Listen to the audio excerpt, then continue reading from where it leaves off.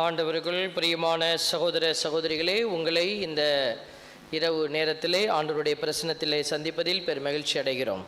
Praise the Lord. இன்னும் உயிரோடு இருக்கிறவங்களாம் சேர்ந்து சொல்லுங்க ஹல்லேலூயா. போய் சேர்ந்துட்டவங்க சொல்லுங்க ஹல்லேலூயா. இந்த பொடிச்சு பொட்டுக்கெல்லாம் கொழுப்பு ஜாஸ்தி, எல்லாம் தெரிஞ்சுக்கிட்டே சொல்லுது.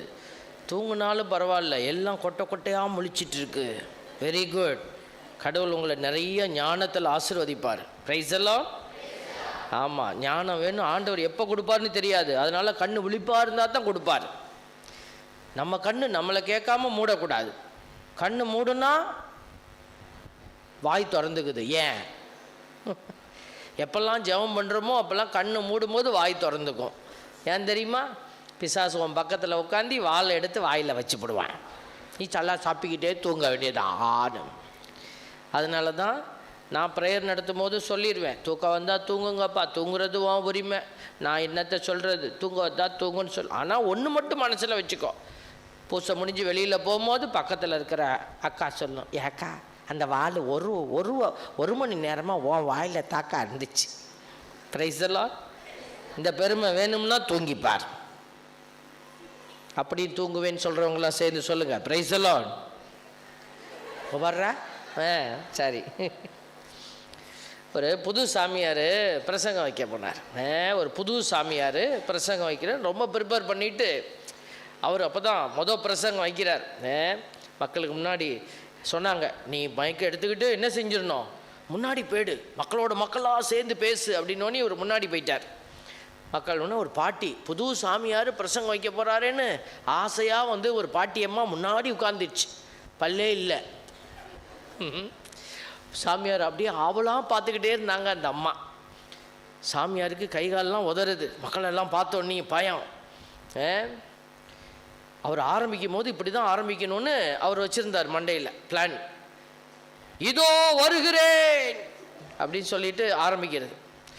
ஒரு தடவை சொல்லிட்டாரு, அடுத்தது மறந்து போச்சு. சரி, திரும்பி பரவாயில்லன்ட்டு என்ன செய்கிறாரு, இதோ வருகிறேன். மூணாவது தடவை சொன்னார், மயக்கம் வந்துருச்சு. தோபார்னு விழுந்துட்டார் பாட்டி மேலே. அப்புறம் எல்லாம் தண்ணியெல்லாம் போட்டு தெளித்து எழுப்பி விட்டு அப்புறம் கேட்டேன். அவருக்கு முழிப்பு வந்தோடனே அவருக்கு கவலை எங்கே வந்துச்சு, பாட்டி மேலே விழுந்துட்டோமே அப்படின்னு முடிச்சோடனே பாட்டிக்கிட்ட கேட்டாராம். பாட்டி மன்னிச்சிருங்க பாட்டி, உங்கள் மேலே விழுந்துட்டேன். கவலைப்படாத ராசா, உன் மேலே ஒன்றும் தப்பு இல்லை. இந்த கிழட்டு முண்டை தான் என்ன பண்ணிருச்சு, நீ தான் அப்பமே சொன்னில்ல இதோ வரேன்னு. நீ தான் வரேன்னு 3 தடவை சொன்னேன். என் மண்டையில் புத்திக்கு எட்டெல்லாம் உட்கார்ந்துருந்தேன். Praise the Lord. நான் ஆனால் அதனால் சொல்ல மாட்டேன், இதோ வரேன்னு சொல்ல மாட்டேன். ஒரே ஒரு வார்த்தை தான் நான் சொல்கிறேன், ஆண்டவரை விட்டு போயிடாதன்னு தான் சொல்லுவேன்.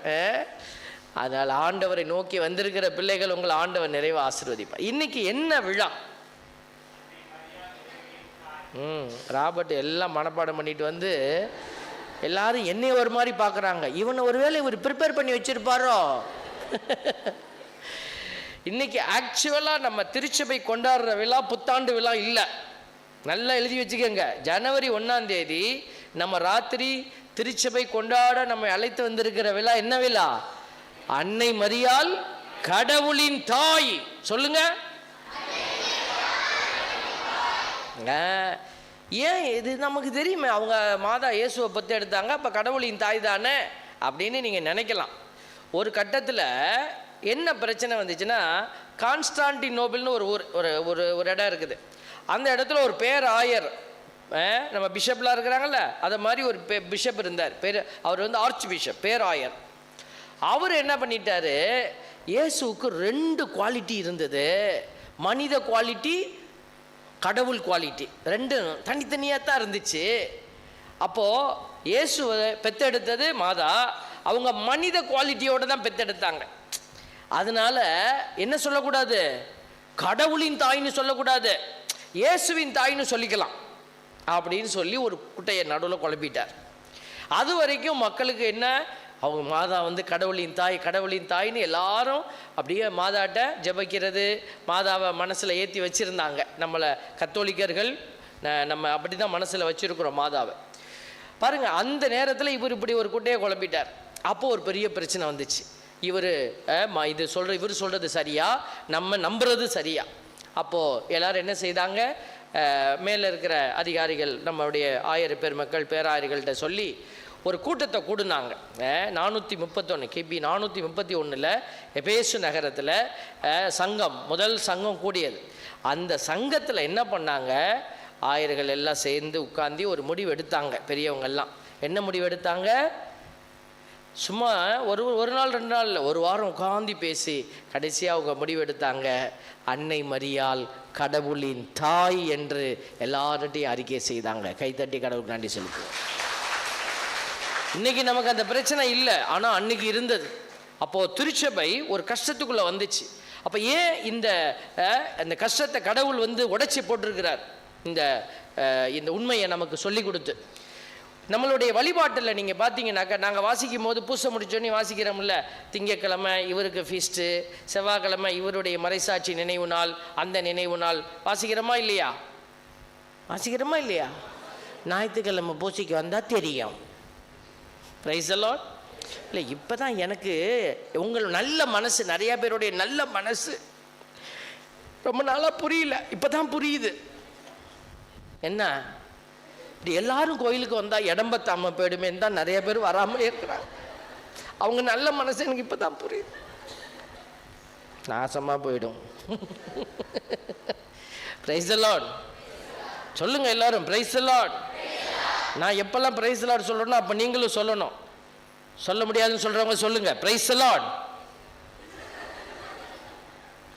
அப்போ எதுக்கு பிரைஸ் தி லார்ட் சொல்கிறோம்? பிசாசு இங்கே வேலை செய்வான், உங்கள் மத்தியில் நீ உட்காந்துருவான். அவனை விரட்டுறதுக்கு தான் இந்த வார்த்தையை சொல்லணும்.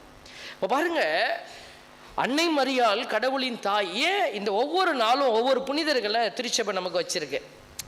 உங்களுக்கு ஒரு ஃபீஸ்ட்டுன்னு சொல்லுவோம், பர்த்டே இருக்கிற மாதிரி ஃபீஸ்ட் டே உங்களுக்கு இருக்குதா?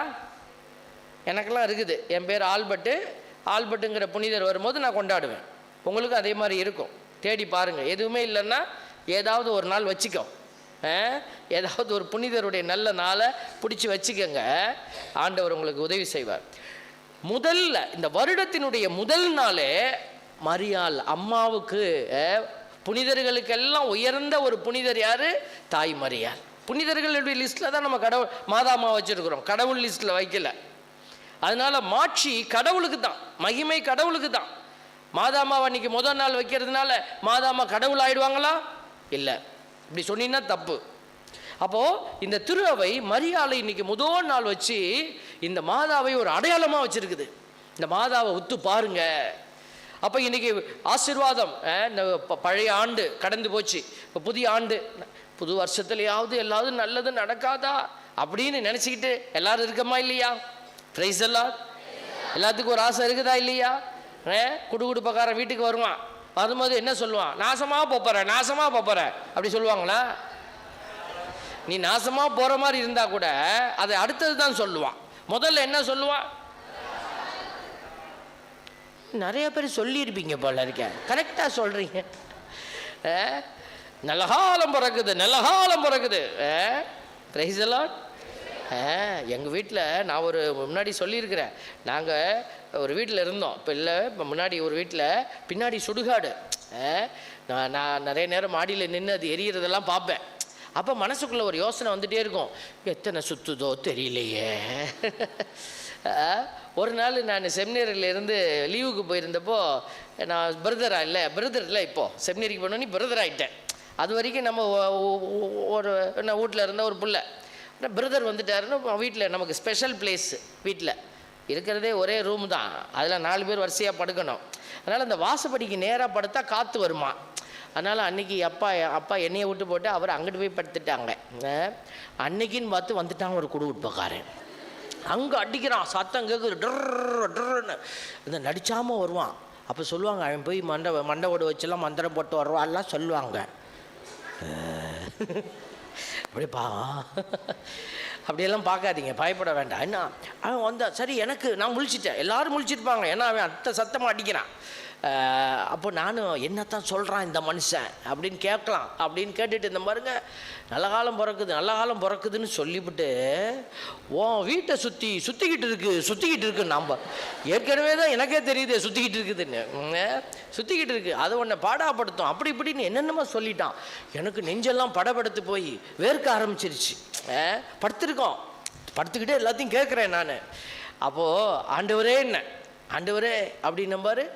அப்போ ஆண்டவர் உண்மையான வார்த்தையை அவன் வாயில வச்சார். எல்லாத்தையும் சொல்லிட்டு அவன் சொன்னான், ஆனா ஆண்டவர் உனக்கு காவலாக இருக்கிறாருன்னு நான் பாருங்க. அதோட சொல்லிட்டு போயிருந்தா கூட நான் ஏதோ போன பக்கத்தில் சொல்றான்னு நினச்சிருப்பேன். திருப்பாடலின் அடுத்த வார்த்தையை அந்த மனுஷன் சொன்னான். என்ன சொன்னான்? ஆண்டவர் உனக்கு அரணும் கோட்டையுமா இருக்கிறாருன்னு திருப்பாடலை சொன்னான். அப்போதான் நான் நம்பினேன். Praise the Lord. அதனால் சாமியாரே குடுகுடுப்பக்காரன் சொல்கிறத கேட்டாராமான்னு நீ போயிடாதே தயவு செய்து. நான் போய் கேட்கல, அவன் வந்து சொன்னான். Praise the Lord. ஆமாம், ஆண்டவர் நம்மளோட இருக்கிறார் பிள்ளைகளை. Praise the Lord. அவர் உன்னோட இருக்கிறார். உனக்கு முன்னும் பின்னும் மேலும் கீழும் காவலாக இருப்பார். இந்த புதிய ஆண்டில் நல்ல காலம் பிறக்குமா அப்படின்னு தேடிக்கிட்டு இருக்கிற பிள்ளைகளுக்கு ஒரு செய்தி. இந்த நல்ல காலம் எப்படி பிறக்கும்? புது வருஷத்தில் 1ஆம் தேதி நேராக போய் உடுக்கு அடித்து கயிறு கட்டணும். அப்படின்னு எவனாவது மிரட்டி கயிறை கட்டி விட்டான்னா உனக்கு எல்லாம் நல்ல காலம் வந்துடுச்சு. நாசமாக போயிடும்.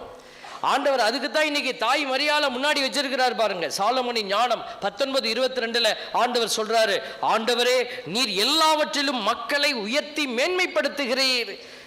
எல்லா நேரத்திலும் எல்லா இடத்திலும் நீர் அவர்களுக்கு துணை புரிய தவறுவதில்லை. Praise the Lord. அப்ப யாருக்கு துணை புரிய தவறுவதில்லை? அவரை சார்ந்திருக்கிற பிள்ளைகள். அன்னை மரியாளுக்கு துன்பம் வந்தது, துயரம் வந்தது. அன்னை மரியாள் எந்த துன்பம் வந்தப்போ கூட அவங்க என்ன செய்யல? ஓடி போய் தாயத்து மந்திரிக்க போகல, மந்திரம் போட போகல. என்ன ஆச்சுன்னு தெரியல, குடும்பத்தில் போய் கையை காட்டி கேட்டுட்டு வந்துடுவோம். யார்கிட்டையும் போய் கையை காட்டலை. அன்னை மரியாள் ஆண்டவரிடத்துல தான் அவங்க தஞ்சம் என்று இருந்தாங்க. Praise the Lord. அதனால தான் இந்த புத்தாண்டில் முதல் மாதம் என்ன மாதம்? ஜனவரிங்கிற மாதம் வந்து பார்த்திங்கனாக்க அது அந்த ரோமையர்களுடைய அந்த அடையாளத்தில் வரக்கூடிய பேர் தான் ஜனவரியை எதுக்கு அப்படியே வச்சிருக்கிறாங்க? இந்த மாதம் முதல் மாதம், ஆண்டினுடைய பிறப்பினுடைய மாதம் ஜனவரி. ஜானூஸ்ன்னு சொல்லி நீங்கள் போட்டிங்கனாக்க உங்கள் கூகுளில் ஒரு முகம் வரும், அதுதான் அடையாளம். அந்த முகத்துக்கு, அந்த தலைக்கு 2 முகம் இருக்கும், அதான் அடையாளம். ரோமையர்கள் இந்த அடையாளத்தை வச்சுருந்தாங்க ஜனவரிக்கு. அந்த வார்த்தை அதுலேருந்து தான் எடுத்தாங்க ஜனவரின்னு. அப்போ இந்த வார்த்தையினுடைய அந்த அடையாளத்தினுடைய அர்த்தம் என்ன அப்படின்னா, கடந்ததை நோக்கி பார்க்கணும், நடக்க போகிறத நோக்கி பார்க்கணும், ரெண்டையும் பார்க்கணும். அப்போ கடந்ததை நோக்கி பார்த்தா உனக்கு தெரியும் எங்கெங்கே நீ ஆண்டவரை சார்ந்து நின்ன, எப்படியெல்லாம் ஜெயிச்ச, எப்படியெல்லாம் நீ ஆண்டவரை விட்டு விலகி ஓடுனப்போ தோத்த, எல்லாம் தெரியும். இப்போ புதிய ஆண்டில் நீங்கள் ஆண்டவரை சார்ந்த பிள்ளைகளாக நீங்கள் வாழணும். இதுதான் 2 அடையாளம், 2 முகம் இருக்கிற அடையாளம்.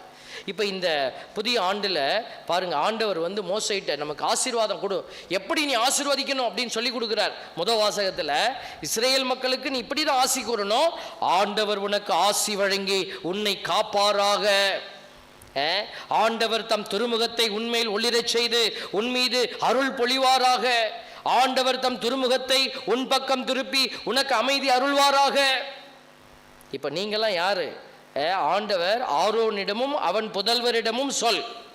இப்போ நீங்கள் தான் ஆரோன், மோசையினுடைய வழி வந்த, ஆபிரகாமின் வழி வந்த பிள்ளைகள். இப்போ இனிமே உங்களுக்கு ஆசீர்வாதம் வேணும்னா நீங்கள் என்ன செய்யணும்? மற்றவங்களை ஆசீர்வதிக்கணும். Praise the Lord. ஹல்லேலூயா. பூசை முடிச்சோனையும் டீயும் பண்ணி வாங்கிக்கிட்டு சாப்பிடணும். எதுக்கு அந்த டீ பண்ணு நம்ம கொடுத்துருக்குறோம்? ஒரு பக்கம் டீ பண்ணு சாப்பிடணும், அடுத்த பக்கம் உறவாடணும். Praise the Lord. உறவாடணும், அங்கே நின்று நம்ம பேசணும். அதுக்கு தான் நம்ம ஒவ்வொரு ஞாயிற்றுக்கிழமையிலையும் ஒரு டீ கொடுக்குறோம். அந்த நேரத்தில் ஒருத்தர் பார்த்து ஹலோ சொல்லணும், நல்லா இருக்கீங்களா கேட்கணும். நான் ஸ்ரீலங்கா போயிருந்தப்போ ஒரு குட்டி புள்ள வந்து என்கிட்ட சொன்னிச்சு, நீங்கள் தான் இந்தியாவிலேருந்து வந்த சுவாமியா? ஆமாம், நான் தான் இந்தியாவிலேருந்து வந்த சுவாமி. நான் என்ன இப்போ அப்படின்னேன். நான் அந்த பிள்ளை என்னை பார்த்து கேட்டா, ஓ நல்ல பிரசங்கம் வைக்கிறீங்க, நல்ல பகடி பண்ணுறீங்க. பகடின்னா நகைச்சுவை, நல்லா சிரிப்பாக பேசுகிறீங்க, நல்லா பகடி பண்ணுறீங்க அப்படின்னா. ரொம்ப தேங்க்யூண்ணே, காட் பிளெஸ் யூ. அது வரைக்கும் எனக்கு பிரச்சனை இல்லை. அது காட் பிளெஸ் யூ சொன்னிச்சு பாருங்கள், அங்கே தான் ஷாக் அடிச்சிச்சு. ஏன்னா நம்ம ஊரில் சாமியார் தான் எல்லாத்துக்கும் காட் பிளெஸ் யூ, அங்கே ஒரு குட்டி பிள்ளை சாமியாருக்கே காட் பிளெஸ் யூ. எனக்கு அதுக்கப்புறம் தான் உட்காந்து யோசித்தேன், சே எவ்வளோ அழகாக இருந்துச்சு ஒரு குழந்தை நம்மளை காட் பிளெஸ் யூ சொல்கிறது. அப்போ நாம் பிள்ளைங்களுக்கு சொல்லும் பொழுது எவ்வளோ ஆசீர்வாதமாக இருக்கும். அப்போது நீங்கள் ஆசீர்வாதத்தை கொடுக்குற பிள்ளைகளாக இருக்கணும். இப்போ இனிமேல் பார்க்க போகிறீங்க, இனிமேல் புத்தாண்டுக்குள்ளே போகும்போது எத்தனையோ பேர் இந்த வருஷம் பூரா சந்திச்சிங்க, எத்தனை பேர் ஆசீர்வதிச்சிங்க. வீட்டுக்கு போகிறீங்க, யாரோ எங்கேயாவது போவீங்க, உங்கள் ஏரியாவில் திடீர்னு அந்த வழியாக போயிட்டுருப்பீங்க. என்னக்கா நல்லா இருக்கியாக்கான்னு பக்கத்தில் இருக்கிறவங்க கேட்பாங்க. ரோட்டில் பார்ப்பீங்க, முகமெல்லாம் வாடி போய் கிடக்கும். என்னம்மா என்ன இப்படி இருக்கிற? அடிச்சு விட்டான்க்கா, மூட்டுக்கார அடிச்சு விட்டான். அவன் கையில் கட்ட முளைக்க அவனை வந்து நீ விட்டு வச்சிட்டு இருக்கிற, அன்னைக்கும் இப்படி தான் அடித்தா உன்னை எப்படி பாரு கொல்கட்டையாக வீங்கி கிடக்கு. அவனை பேர் கல் தூக்கி போட்டு கொன்னும் போட்டுமா நீன்னு. நல்ல ஐடியாவாக இருக்கேன். இது சொல்கிறதுக்கு ஆண்டவர் உன்னை அனுப்பி விட்டாரா? Praise the Lord. ஆண்டவர் உன்னை அனுப்புறாருன்னா துன்பத்தில் இருக்கிற பிள்ளை கவலைப்படாத. ஆண்டவர் அவரது திருமுகத்தை உன் பக்கமாய் திருப்பி உனக்கு ஆசி வழங்குவார். நீ தைரியமா நில்லு, ஆண்டவரை துதி, புகழ்ந்து பாடு, ஆண்டவரை நோக்கி வா. கூப்பிடணுமா இல்லையா? அப்போ நீங்க ஆசீர் கொடுக்கிற பிள்ளைகளா மாறணும். இல்லை நின்றுட்டு இருப்பீங்க, ரோட்டில் போயிட்டு இருப்பீங்க, ஒரு பொடியை எப்படியே ஓடுவான். எங்கடா போற? ஸ்கூலில் இன்னைக்கு ரன்னிங் ரேஸு, நான் ஓட போகிறேன் அப்படின்னா. சார்லஸ் மாவன் தானே, அதான் மொசரட்டையை பார்த்தா தெரியுத, நீ எல்லாம் ஓடி கிழிச்ச. அந்த குழந்தை என்ன பாவம் பண்ணிச்சு? உனக்கும் அவங்க அப்பனுக்கும் சண்டை என்ன குழந்தைகிட்டயா காட்டுவேன்? பாருங்க, வேதனையை கடத்தி கொடுக்குறோம், ஆசீர்வாதத்தை கடத்து. அவன் யாரா இருந்தா என்ன, குழந்தை பிள்ளை விஷ் பண்ணு, நல்லா காட் பிளெஸ் யூ, போயிட்டு வா. குழந்தைகளை பார்த்தா கூட நம்ம பேசுறது இல்லை, நம்ம திரும்பிக்கிறோம். ஏன்? ஆண்டவருடைய பிள்ளைகள் அப்படி இருக்கவே மாட்டாங்க. இயேசுவை நேராக மாதாமா கொண்டு போய் சிமியோன் கையில் கொடுத்தாங்களா? சிமியோன் ஓரமாக உட்கார்ந்தாரு. அவர் சிமியோன் இந்த மீட்புக்காக தான் காத்திருக்கிறாருன்னு மாதாமாவுக்கு தெரிஞ்சுதா? தெரியாது. சிமியோன் ஓடி வந்து அந்த குழந்தைய வாங்கினார். இந்த குழந்தைய கொடுப்பா, இந்த குழந்தைக்கு தான்ப்பா காத்திருந்தேன் பத்தியா. அப்போ இந்த குழந்தைய ஆசீர்வதிக்கிறாரு. இது ஆசீர்வாதமாக இருக்க போகுது. அதே மாதிரி தான் என் அன்பு பிள்ளைகள், நீங்கள் ஆசீர்வாதமாக இருந்தீங்கன்னா, கொடுக்கிற பிள்ளைகளாக மாறினீங்கன்னா, நீங்கள் ஆசீர்வதிக்கப்பட்ட பிள்ளைகளாக இருப்பீங்க. அல்லேலூயா, பிரைஸ் தி லார்ட். ஆண்டவர் சொல்றாரு ரோமையர் 13:12, இருள் இரவு முடிய போகிறது, பகல் நெருங்கி உள்ளது. ஆகவே இருளின் ஆட்சிக்குரிய செயல்களை களைந்துவிட்டு ஒளியின் ஆட்சிக்குரிய படைக்கலன்களை அணிந்து கொள்வோமாக. பார்த்தீங்களா? அப்போ இதுதான் படைக்கலனை, ஆண்டவருடைய படைக்கலனை அணிந்து கொள்வது. கெட்ட வார்த்தை பேசுறது இதெல்லாம் மாற்றணும். தீய எண்ணங்கள், செல்போன் எடுத்துக்கிட்டு கண்டதையும் கண்ட வண்டியும் பேசுறது, கண்ட ஆளுகிட்ட எதையாவது பேசுறது இல்லை.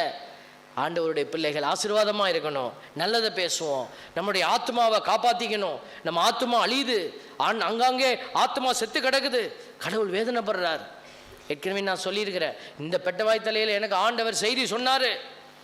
நான் இங்கே வந்த பிற்பாடு நான் ஒரு முடிவு எடுத்தேன், எங்கேயும் பிரசங்கத்துக்கு போகக்கூடாது.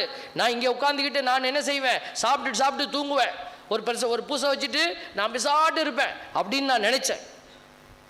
ஆண்டவர் இங்கே நிறைய கோழிகள் வளர்த்துக்கிட்டு இருந்தோம். கிட்டத்தட்ட ஒரு 20-30 கோழி, ஒரு 2 நாய் உள்ளே பூந்து கடிச்சு இந்த இடமெல்லாம் அப்படியே இந்த கோழியெல்லாம் செத்து கிடந்துச்சு இந்த பாதையிலெல்லாம். அப்போ நாங்கள் பூசைக்கு வெளியில் வந்த நேரம் இந்த காட்சியை பார்த்து சிஸ்டர்ஸ்லாம் பார்த்தாங்க. எங்களுக்கு அவ்வளோ வேதனை. நான் கோயிலில் உட்காந்துட்டேன். எனக்கு 1 நாள் 2 நாள் அர்த்தமே புரியல, ஏன் இப்படி நடந்துச்சு. ஒரு அசம்பாவிதம், இவ்வளோ மனசு கவலையாயிருச்சு. நான் பாசமாக வளர்த்த கோழி குஞ்சுகள், நான் டெய்லி உட்காந்து அதுக்கு தீனியெல்லாம் போட்டுக்கிட்டு இருந்தேன். ஆண்டவர் சொன்னார், இந்த கோழி குஞ்சே இவ்வளோ செத்ததுக்கு நீ இவ்வளோ ஃபீல் பண்ணுறிய, உன் கோழி, நீ அன்பு செய்த கோழி குஞ்செல்லாம் அங்கங்கே செத்து கிடக்கிறத பார்த்து நீ எவ்வளோ வேதனைப்பட்ட. என் பிள்ளைகளின் ஆத்மா அங்கங்கே பிசாசு கடிச்சு குதறி அப்படியே குத்துயிரும் கொலையுருமா என்னுடைய பிள்ளைகளுடைய ஆத்மா நாட்டம் எடுத்து கொண்டு இருப்பதை உன் கண்ணுக்கு தெரியாது, என் கண்ணுக்கு தெரியுது. ஆண்டவர் சொன்னார். அதுலேருந்து நான் சொல்லிட்டேன், இனிமேல் நான் உட்கார முடியாது. நான் ஓடணும். ஆண்டவர் அப்போ தான் சொன்னார், அந்த செய்தியை சொல்லத்தானடா உன்னையே நான் தெரிந்தெடுத்தேன், நீ இங்கே வந்து உட்கார்ந்த உடனே மனம் ஒடிஞ்சு போயிடுவியோ.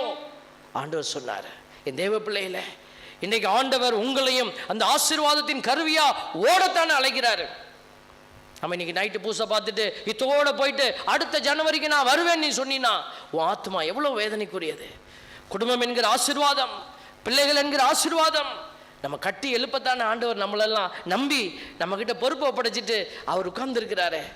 என் தேவ பிள்ளைய யோசித்துப்பார். அன்னை மரியாள் ஏன் அவங்க நினச்சிருந்தா ஜாலியாக வாழ்ந்திருக்க முடியாதா? அவங்க நினைச்சிருந்தா ஊரை சுற்றி இருக்க முடியாதா? அவர்கள் எல்லாம் தங்களை அடக்கி ஆண்டவருக்கு முன்னாடி நல்ல பாத்திரமா வச்சாங்களே. நம்மளும் அப்படி தான் வைக்கணும். ஆண்டவர் இதுக்கு தான் உங்களை என்னை அழைத்திருக்கிறார். பிள்ளைகளே பாருங்க, சீராக்கின் ஞான நூல் 15:14 சொல்லுது. 15வது அதிகாரத்தில் 15வது இறைவசனம், நீ விரும்பினால் கட்டளையை கடைபடி, பற்றுறுதியுடன் நடப்பது உனது விருப்பத்தை சார்ந்தது, உன் விருப்பெருமையுடன் செயல்பட ஆண்டவர் உன்னை விட்டுட்டார். நீ என்ன செய்யணுமோ செய்யலாம். இந்த உலகத்தில் ஆண்டவர் உன் கையை பிடிச்செல்லாம் இழுக்க மாட்டார். பைபிள் சொல்லுது, உனக்கு முன் நீரையும் நெருப்பையும் அவர் வைத்துள்ளார், உன் கையை நீட்டி உனக்கு விருப்பமானதை எடுத்துக்கொள். மனிதர் முன் வாழ்வும் சாவும் வைக்கப்பட்டுள்ளன. சாவுன்னாக்க இந்த உலகத்தில் சாவுறது இல்லை, உன் ஆத்மா வெளியில போய் சாவுறது. செத்துச்சுன்னா பிசாசுகிட்ட போகுது. அந்த ஆத்மாவின் சாவு தான் இது சொல்லுது. மனிதர் முன் வாழ்வும் சாவும் வைக்கப்பட்டுள்ளன, எதை அவர்கள் விரும்புகிறார்களோ அதுவே அவர்களுக்கு கொடுக்கப்படும். கடவுள் நீ சாவுதான் எனக்கு வேணும், எனக்கு நரகம்தான் வேணும்னு நீ கேட்டீன்னா ஆண்டவர் உன்னை மறுக்க மாட்டார், உன்னை தாராளமாக அனுப்பிடுவார். நரகத்துக்கு நான் போக ரொம்ப ஆசையாக இருக்கிறேன் சாமின்னு சொல்கிறவங்களாம் சேர்ந்து சொல்லுங்க, பிரைஸ் தி லார்ட். பரவாயில்லையே, பரவாயில்ல, தூக்கத்தில் கூட சாக்கிரதையாக இருக்கிறீங்க.